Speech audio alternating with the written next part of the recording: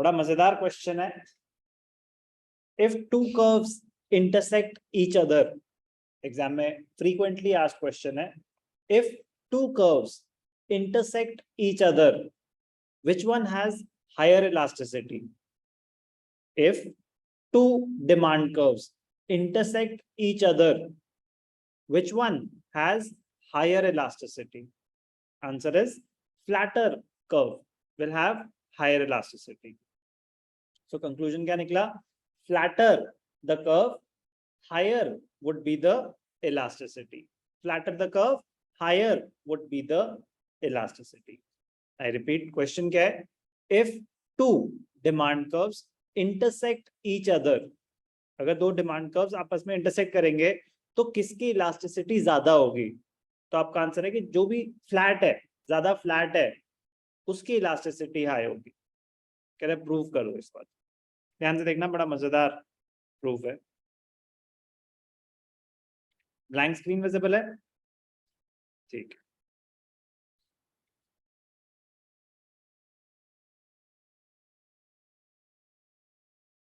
सुनने पे ध्यान देंगे प्लीज। रजिस्टर्स बंद, बुक बंद। एक्स एक्सिस पे हम क्या शो करते हैं? क्वांटिटी। वाई एक्सिस पे हम क्या शो करते हैं? प्राइस। प्राइस होता है रुपीस में, क्वांटिटी होती है यूनिट्स में।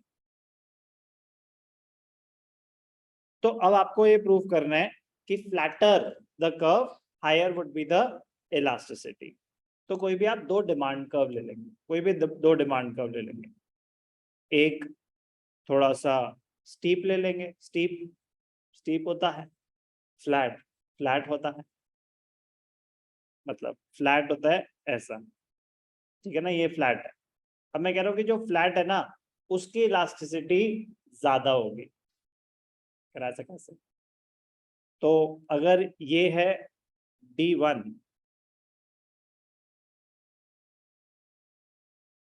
ये है D2, हमें प्रूव करना है कि flatter the curve, higher would be the elasticity. Elasticity का फॉर्मूला क्या होता है? Percentage change in quantity divided by percentage change in price.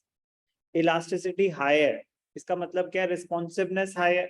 Responsiveness high है, इसका मतलब क्या होता है कि प्राइस थोड़ा सा भी चेंज होगा तो क्वांटिटी डिमांडेड काफी चेंज होगी, अगर इलास्टिसिटी हाई है। अगर इलास्टिसिटी लो है तो प्राइस अगर थोड़ा चेंज होगा तो क्वांटिटी डिमांडेड ज्यादा चेंज नहीं होगी। ओके, तो कोई भी दो डिफरेंट सिचुएशन ले लेते हैं, कोई भी दो डिफरेंट सिचुएशन ले लेते हैं। ध्यान से देखना, जस्ट फॉर अंडरस्टैंडिंग। चलो ठीक है, हम अपनी अलग लेते हैं। कोई भी दो डिफरेंट सिचुएशन ले लेते हैं कि प्राइस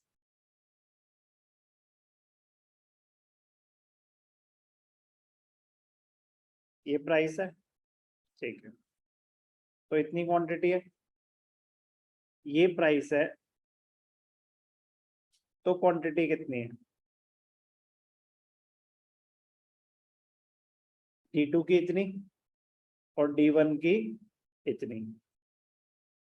समझ आया क्या हुआ? खुद ही नहीं गए? ठीक, तो ध्यान से देखना। मैं ऐसे लेता हूं कि ये था P1, ये था P2। प्राइस गिरा, क्वांटिटी डिमांडेड बढ़ी, यस और नो? प्राइस गिरा तो D2 की डिमांड ये थी, प्राइस गिरने के बाद अब कितनी हो गई? इतनी। तो यहां से यहां जब प्राइस P1 था तो D2 की डिमांड कितनी थी? इतनी। इसको मैं पॉइंट ले लेता हूं A। P2 पे जब प्राइस गिरा तो डिमांड बढ़ी, कितनी हो गई? B। अब मैं OQ1, OQ2, तो डिमांड बढ़ गई OQ1 से OQ2। तो चेंज इन डिमांड ये क्या है? ये क्या है? ये होता है change in price. Price change होने की वजह से डिमांड कितनी चेंज हुई? इतनी। यस और नो? Q1 से Q2, D2 की अगर बात करें, इसमें किसी को डाउट? अब D1 की अगर बात करें, D1,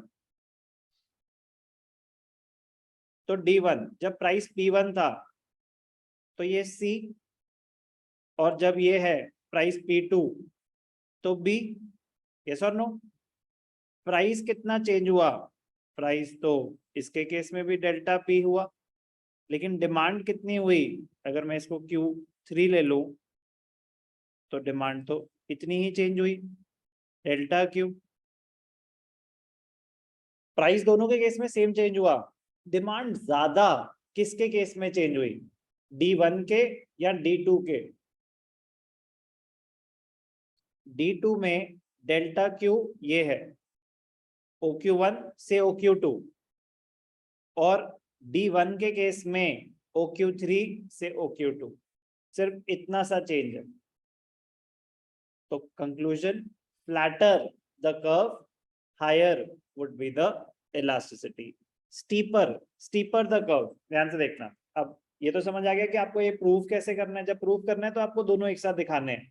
अब आपकी बेसिक अंडरस्टैंडिंग के लिए ध्यान से देखना, क्योंकि बड़ी कॉमन सेंस की बात है कि ऐसा क्यों सर फ्लैट कर्व में इलास्टिसिटी हाई आ रही है। ध्यान से देखना, अब मैं शॉर्ट में बात कर रहा हूँ, ये क्या है प्राइस, ये क्या है ओरिजिन, ये क्या है क्वांटिटी। अब जितना स्टीप होगा प्राइस बहुत ज्यादा चेंज हो रहा है। प्राइस ये था तो डिमांड ये थी, प्राइस इतना ज्यादा चेंज हुआ तो भी डिमांड थोड़ी सी चेंज हुई। यस और नो? कि प्राइस देखो, ये है डेल्टा P, ये है डेल्टा Q, ये क्या है स्टीप कर्व। यही अब मैं आपको एक फ्लैट कर्व बना के दिखाता हूं।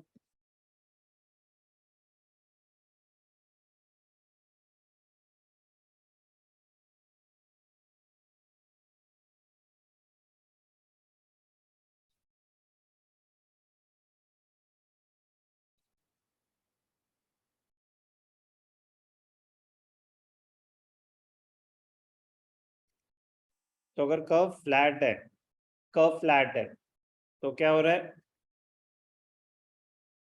प्राइस ये तो क्वांटिटी ये, प्राइस थोड़ा सा चेंज हुआ, ज्यादा क्या चेंज हुआ? क्वांटिटी। यस और नो? जब फ्लैट है तो थोड़ा सा भी प्राइस गिरेगा तो क्वांटिटी डिमांडेड तो काफी ज्यादा बढ़ रही है, तो फ्लैटर कर्व में इलास्टिसिटी हाई है, दिख रहा है। इंडिविजुअली तो बहुत इजीली दिखता है, बट जब आपको प्रूव करना आता है ना तो दोनों कर्व एक साथ बना के दिखाने पड़ेंगे। तो इंपॉर्टेंट है वो ग्राफ बनाना आना। कोई भी डाउट? तो बड़ा ही इंटरेस्टिंग क्वेश्चन है ये। क्या है question? Flatter the curve, higher would be the elasticity. चलो अब इसकी एक्सप्लेनेशन पढ़ लेते हैं, very very important. Flatter the curve, more would be the elasticity. When two demand curves intersect each other, then flatter curve is more elastic. तो उन्होंने तो दो डिमांड कर्व इंटरसेक्ट करे, तो कोई बना हुआ ग्राफ कभी कभी इतना इजीली समझ नहीं आता, बनते हुए देखोगे तो समझ आएगा हुआ क्या, क्योंकि बना हुआ है तो आपको क्या पता लगा कि कहाँ से कहाँ पहुंचे होंगे हम। तो इसीलिए ग्राफ बनता हुआ देखोगे तो आपके लिए बनाना ज्यादा इजी हो जाएगा। तो कोई आपको ग्राफ मतलब सामने बना हुआ दिख रहा है लेकिन नहीं रिलेट कर पा रहे कि सर शुरू कैसे करना है, बनाना कैसे है, तो प्लीज बोलेंगे कि सर एक बार ग्राफ बना के दिखा दो कि सीक्वेंस कैसी रहेगी, पहले क्या बनेगा, फिर क्या बनेगा, फिर कौन से पॉइंट्स प्लॉट होने। ग्राफ परफेक्ट होने चाहिए आपके। ग्राफ गलत है तो मतलब आपको समझ ही नहीं आया कि हुआ क्या। समझ आ रही बात? तो ग्राफ से टीचर को ऊपर ऊपर ही पता चल जाएगा कि आपको पता ही नहीं चल रहा कि हो क्या रहा है, तो फिर उसी डायरेक्शन में आपके पूरा पेपर चेक किया जाएगा।